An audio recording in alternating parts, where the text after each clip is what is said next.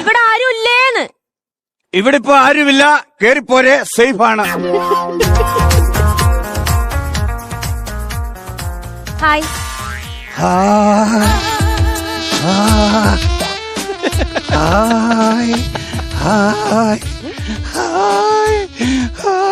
Stop it.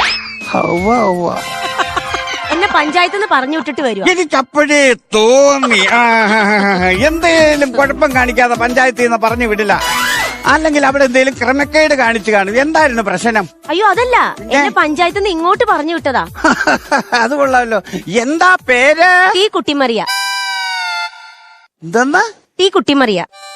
നീ തീ കുത്തിമറിയോ കമ്പേ കുത്തി ചാടുവോ എന്താ വേണേലും ചെയ്തോ, പക്ഷെ അതിന് ഇങ്ങോട്ട് കയറി വന്ന എന്തിനാണെന്നാ ചോദിച്ചത്? അയ്യോ അതല്ല, എന്റെ പേരാ പറഞ്ഞത്. ടീ കുട്ടിമറിയ.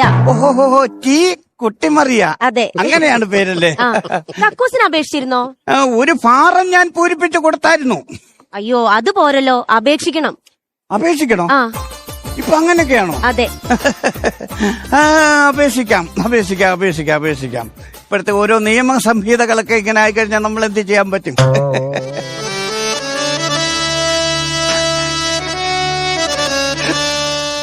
ബഹുമാനപ്പെട്ട പഞ്ചായത്ത് അറിയുന്നതിന് എനിക്കൊരു കക്കൂസ് അനുവദിച്ചു തരണം, താഴ്മയായി ഞാൻ അപേക്ഷിക്കുന്നു. അയ്യോ ഇവിടെ അപേക്ഷിക്കാനില്ല, പഞ്ചായത്തിൽ അപേക്ഷിക്കണം. അവിടെ പറഞ്ഞിരുന്നില്ലേ? ഇത് ഞാൻ ഇനി പഞ്ചായത്തിൽ വന്ന് ചെയ്യണോ? ഇതെന്തൊരു നടപടിയാണിത്? അല്ല, അതെന്തിനാ പഞ്ചായത്തിൽ വന്ന് അപേക്ഷിക്കണം? ഒരു കാര്യം ഞാൻ പറയുന്നത് മനസ്സിലാക്കണം. എന്റെ അവസ്ഥ നിങ്ങൾ എന്താണ് മനസ്സിലാക്കാത്തത്? ആ പ്രഭാകരന്റെ 10 ഏക്കർ പറമ്പിൽ പോയി വെളുപ്പാങ്കാലത്ത് ബീഡിയും വലിച്ചുകൊണ്ടിരുന്ന് റബ്ബറിന്റെ പാലെന്റെ തല വീണിട്ടാണ് ഈ മുടിയെല്ലാം നരച്ചിരിക്കുന്നത് കേട്ടോ. അങ്ങനെ കഷ്ടപ്പെടുന്ന ഞാനൊരു അപേക്ഷ തന്നതിന് എനിക്കൊരു കക്കൂസിലല്ലേ, ദൈവം അത് അനുവദിച്ച് തന്നുകൂടെ നിങ്ങൾക്ക്? അപ്പൊ പ്രഭാകരന്റെ പരാതി ശരിയാ. പറമ്പ് ഉപയോഗിക്കുന്നുണ്ട്, താൻ ആ 10 ഏക്കറിൽ ബീഡി വലിക്കുന്നുണ്ട്. നാനാപ്പാട് ഏക്കർ 10 ഏക്കർ ബീഡി വലിച്ചെങ്കിൽ ഞാൻ എന്ത് വേണം? അയ്യോ നാനാപ്പാട് ഏക്കറല്ല, താൻ ആ 10 ഏക്കർ ഉപയോഗിക്കാറുണ്ടല്ലേന്നാ ഞാൻ ചോദിച്ചേ.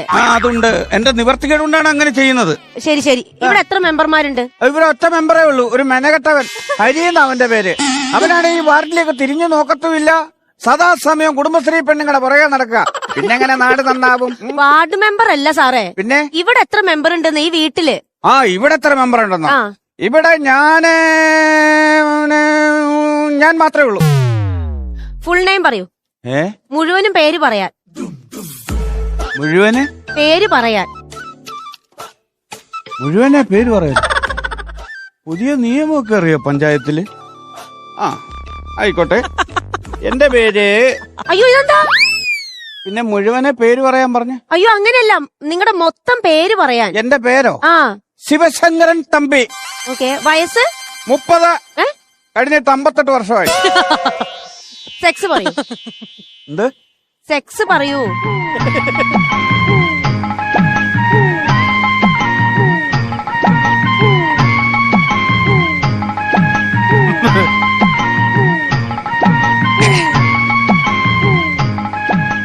ഒത്തിരി കാലം പഴക്കമുള്ള ഒരു സംഭവമാണ്, എന്നാലും ഞാൻ പറയാം.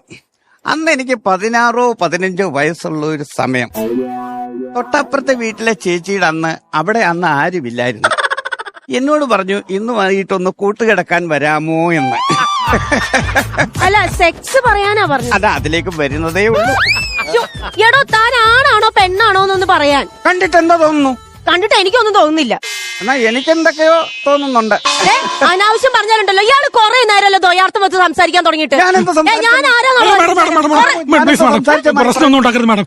ഇവിടെ നടന്നത് ഇവിടെ കളയണം. ദയവ് ഇതൊന്ന് പുറത്തു പറയരുത് പ്ലീസ് മാഡം. അതിനിവിടെ എന്ത് നടന്നു? നിങ്ങളെ പിടിച്ചില്ലേ? അയ്യോ എന്നെ കയറി പിടിച്ചില്ല. സാധാരണ അങ്ങനെയാണ്. പിന്നെ ഞാൻ പോലീസിനെ തിന്നേക്കണം നിറങ്ങാണ് ഒത്തീർപ്പാക്കുന്നത്. എന്നെ ആരും കയറി പിടിച്ചിട്ടൊന്നും ഇല്ലടോ. തൊട്ടതോലും ഇല്ലേ? ഇല്ല. പെട്ടെന്ന് ഒരു ലോട്ടറി ടിക്കറ്റ് എടു. എന്തിന്? അടിക്കും ഭാഗ്യമുണ്ട്. ദൈവമേ, നീ എന്നെ ഇലിഫിനാക്കാൻ വന്നതാണോ? ഇവിടെ വന്നത് എന്തിനാണെന്ന് കൊച്ചിനോട് ചോദിച്ചോ? നീ ഈ ഡ്യൂട്ടി ഒന്ന് കഴിഞ്ഞിരുന്നെങ്കിൽ എനിക്കൊന്ന് പോവായിരുന്നു. സമയം എത്രയായോ? 4:30. കറക്റ്റാ. ഇതെങ്ങനെയാ ക്ലോക്ക് നോക്കാതെ ഇവർക്ക് സമയം പറയാൻ അറിയുന്നേ? പുറത്തോട്ടൊക്കെ നോക്കി സമയം പറയാൻ അറിയോ? അതെങ്ങനെയാ? അതിന് വലിയ മാജിക് ഒന്നും വേണ്ട. പുല്ലി എത്തിയിട്ട് സരോജിനി പോകുന്ന ടൈമാണ്. സരോജിനി ഇതാ പോകുന്നു. കൃത്യം 4:30 അവള് പോകും. 5:15 മഞ്ജു ബസ് സ്റ്റോപ്പിലേക്ക് പോകും പിള്ളേരെ വിളിക്കാനായിട്ട്. അത് കഴിഞ്ഞ് 6 മണിക്ക് മഞ്ജുവിന്റെ ഭർത്താവ് തിരിച്ച് ഇതുവഴി വരുമ്പോ ഞാൻ ഇന്നിച്ച് കുളിക്കാനും പോകും. കറക്റ്റ് ടൈമിംഗ് ആണ്. അയ്യോ, അവാർഡൊക്കെ കിട്ടിയിട്ടുണ്ടോ? പ്രസിഡന്റിന്റെ കയ്യിൽ നിന്ന് കിട്ടിയ ശീലാപലകയത്. ശീലാപലകയോ? ശീലയുടെ പലക ഷീൽഡ് പലക പ്രസിഡന്റിന്റെ കയ്യിൽ നിന്ന് കിട്ടിയതാണ്. അയ്യോ, ഇന്ത്യൻ പ്രസിഡന്റിന്റെ കയ്യിന്നോ? ഇന്ത്യൻ പ്രസിഡന്റിന്റെ കയ്യിൽ നിന്നൊന്നും അല്ല വെച്ചേ. പിന്നെ തീപ്പൊരി ആർട്സ് ആൻഡ് സ്പോർട്സ് ക്ലബിന്റെ പ്രസിഡന്റ് ഭാർഗവൻ പിള്ളയുടെ കയ്യിൽ നിന്ന് കിട്ടിയ ശീലയുടെ പലകയാണത്. ഷീൽഡ് പലകം. ശീലയുടെ പലക. അല്ല, ഈ അവാർഡ് എന്തിനാ കിട്ടിയത്? കഴകേറ്റ മത്സരത്തിന്. കഴകേറ്റോ? കഴകേറ്റ മത്സരം എന്ന് പറഞ്ഞ കേട്ടിട്ടില്ലേ? ഇല്ല. തീപ്പൊരി ആർട്സ് ആൻഡ് സ്പോർട്സ് ക്ലബിന്റെ ഈ വർഷത്തെ ഓണാഘോഷ പരിപാടിക്ക് കഴകേറ്റം ഉണ്ടായിരുന്നു. ആ. ഒറ്റ ഒരുത്തം കയറിയില്ല, ഞാൻ നടന്നു കയറി. ഈ പ്രായത്തില്? അങ്ങനെ കിട്ടിയതാണ് ഈ പലക. അയ്യോ. ഞാൻ പറഞ്ഞില്ലേ, ഒരുപാട് ചെറുപ്പക്കാര് ട്രൈ ചെയ്ത് ആ. ആർക്കും വിജയിക്കാൻ പറ്റിയില്ല.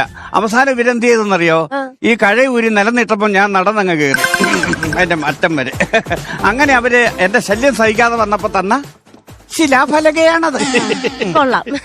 അതെ, ഒരു സംശയം ചോദിച്ചോട്ടെ. ഈ സ്വാതന്ത്ര്യ സമരത്തിലൊക്കെ പങ്കെടുത്തു എന്ന് പറഞ്ഞല്ലോ. ഒരുപാട് സമരത്തിൽ പങ്കെടുത്തിട്ടുണ്ട്. അല്ല, പക്ഷെ ഞാൻ ഈ പഞ്ചായത്തിൽ നോക്കിയപ്പോഴേ അതിന്റെ രേഖകളൊന്നും കണ്ടില്ല. രേഖകൾ എങ്ങനെ കാണും? ഞാൻ ഉപ്പു സത്യാഗ്രഹത്തിന് ഇറങ്ങിയതാണ്. കിറ്റ് ഇന്ത്യ സമരത്തിലാണ് അവസാനിച്ചത്. മനസ്സിലായോ? അതെങ്ങനെ ഉപ്പു സത്യാഗ്രഹത്തിൽ പോയിട്ട് കിറ്റ് ഇന്ത്യ സമരത്തിൽ പങ്കെടുക്കാൻ പറ്റും? ഞാന് ഉപ്പു സത്യാഗ്രഹത്തിന് ഇറങ്ങിയപ്പോൾ പെണ്ണുമ്പിള വിളിച്ചു പറഞ്ഞു, ഹലോ മനുഷ്യ, നിങ്ങൾ ഇത് എവിടെ പോവുകയാണ്? ഞാൻ പറഞ്ഞു, എടി, ഞാൻ ഉപ്പു സത്യാഗ്രഹത്തിന് പോകുന്നു. നിങ്ങൾ ഉപ്പ് സത്യാഗ്രഹത്തിന് നടന്നു. ഇവിടെ ഉപ്പില്ല, മുളകില്ല, പച്ചക്കറിയില്ല, അരിയില്ല, തേങ്ങയില്ല, ഒരു സാധനവും ഇല്ല എന്ന് പറഞ്ഞു.